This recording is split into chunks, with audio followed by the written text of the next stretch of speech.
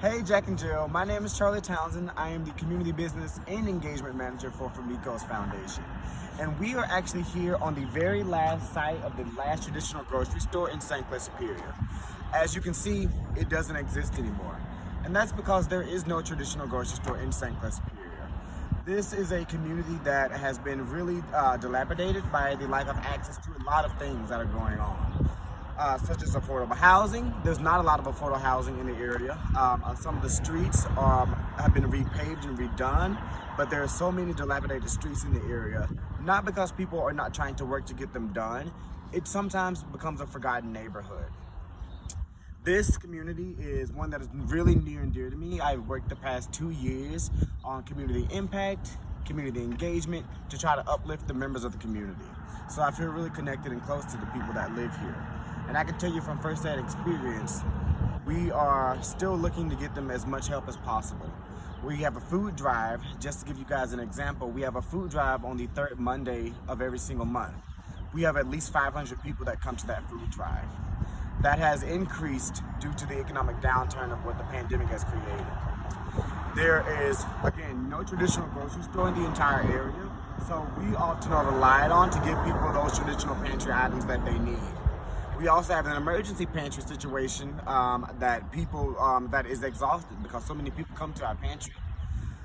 This is also a neighborhood that is a little bit of a mixed race neighborhood, much more so than a lot of other neighborhoods in Cleveland.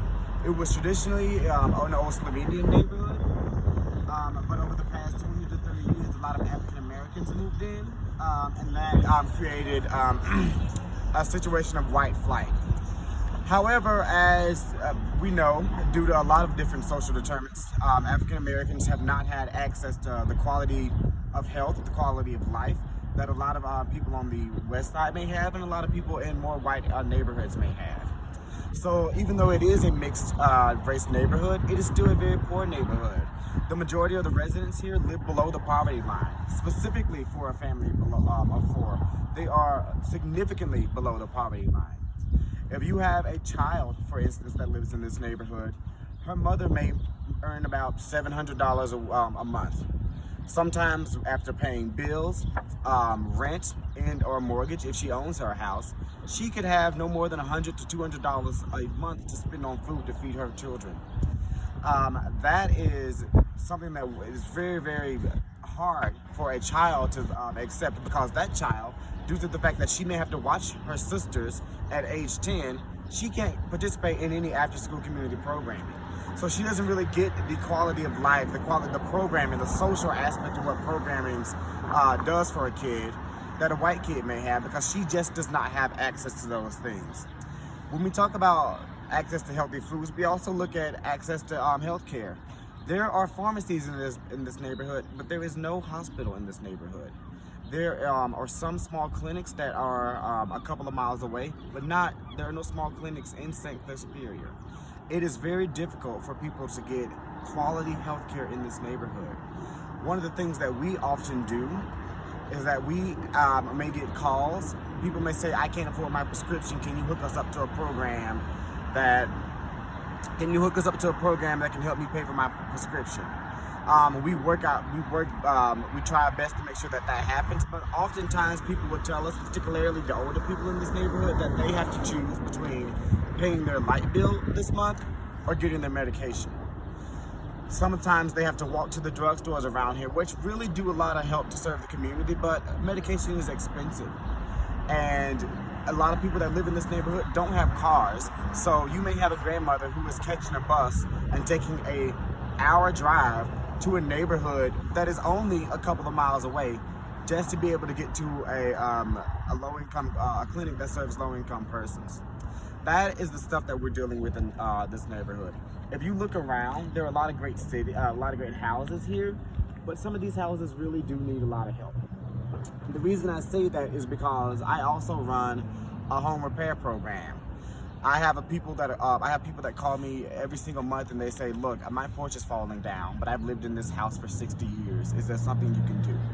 So we do have a program in which we have secured grants from the state, both state, federal, and local grants to try to help people. But sometimes it's just not enough. You often find out that that well of needs, it never goes dry.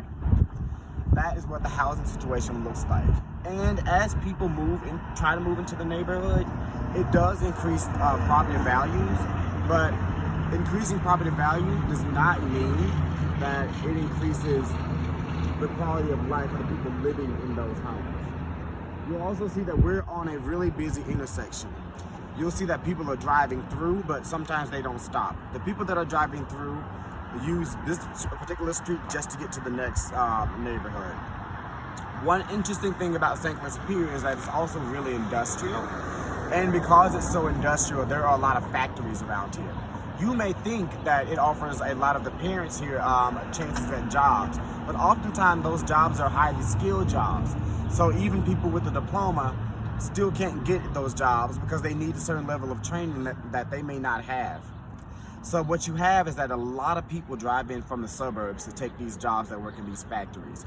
Right now, I'm trying to create a live-work overlay in which people that live in this community get the training so that they can work in those jobs, because the employers know it's easier for someone that lives on East 72nd to come to a job that's on East 70th versus somebody that lives in a neighborhood 30 minutes away.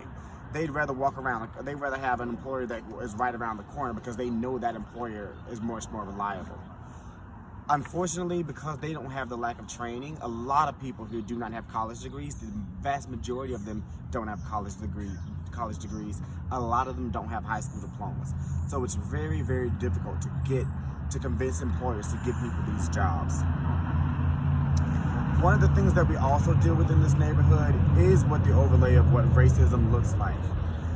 You do have like I said, this is a mixed race neighborhood, but one of the issues that we've dealt with is that sometimes communities feel more comfortable sticking to themselves. So the old Slovenian and the old Eastern European populations that live here, they really don't mix as well with some of the other populations that live here.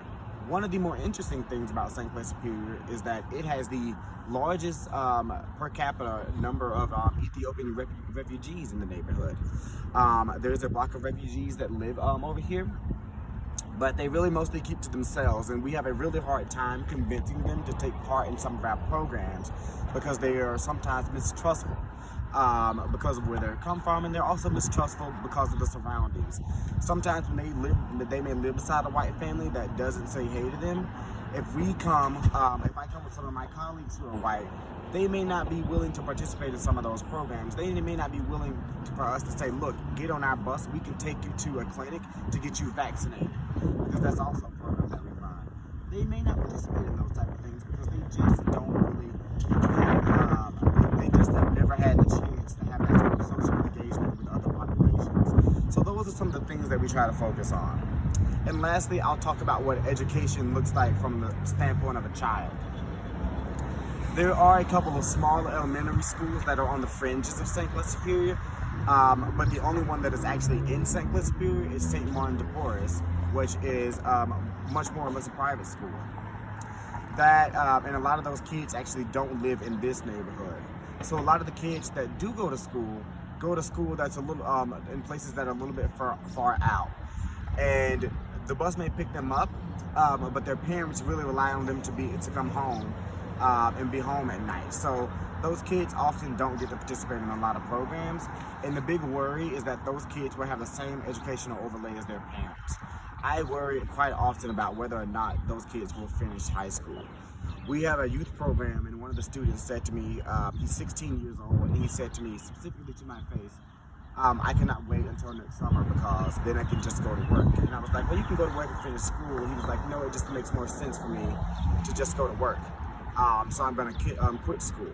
And a colleague and I were pretty shocked when he said this because, it was a hurtful thing to hear that this young black kid who was actually helping us with the community engagement program, who was smart as a whip, really wanted to quit school because he really just didn't see it being beneficial to him and being beneficial to his mom. He could not wait to go to work at some gas station on the corner just so he can help out his mother feed his siblings. So those are some of the issues that we're dealing with, but on a positive note, we have brought a lot of great programs to the area. Again, I talked about the fact that we have a food pantry program that happens once a month. We also have a produce program that happens once a month. We are vaccinating a lot of members of the community. We have been able to convince a lot of people to get on the bus and go to some of the local clinics to get vaccinated. We bring a lot of community programs to this area. I have actually created a couple of workforce programs that I think will be beneficial to the community and the parents that live here. We are actually creating a study, working with the city and metro parks about giving access to the lake that will affect people's quality of life and quality of health in a positive way.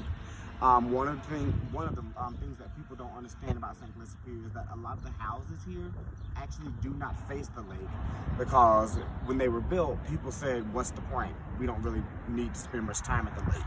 Well, now we're actually walking a lot of people through nature walks, getting them out in nature to let them know that the lakefront is for them. So those are some of the positive things that we've created in St. Clair Superior that I'm really proud of. So Charlie, I'm just going to ask a question. Okay. How can youth become involved even if they aren't living in that community? Like, what do you think some things that they can do to just kind of give a voice to a situation, whether they're in a community or not? I think one of the biggest ways that people can become involved is making sure that people see videos like this, making sure that people understand what is going on in St. Clair Superior. There are a lot of nonprofits in the neighborhood, some large, some small. Of course, you can call Famicos Foundation at 216-791-6476, because I got to get that plug in. We do run a lot of community programs. One of the things that you may notice is that there are some community gardens here. We love when people come from the outside of the neighborhood and help with those community gardens. I have a friend of mine who lives in Cleveland Heights. He created a community garden here. And once a month he comes and digs weeds out, and he sets food out on the corner, and residents will walk by and pick up some of those foods. So we really, really like the idea of fostering a sense of community in this neighborhood. We also really do appreciate helping hands that don't live in the neighborhood to come and help. I myself, I don't even live in this neighborhood, but I'm here every single day fighting for these residents. Cool. So thank you so much. I don't know if you have a last word, but I appreciate you coming out. Oh yeah, sure. I don't think that I have anything else to mention about St. Clair Superior, but I do think that knowing what some of these conditions are really gives a better understanding of what the social deterrents are for a child.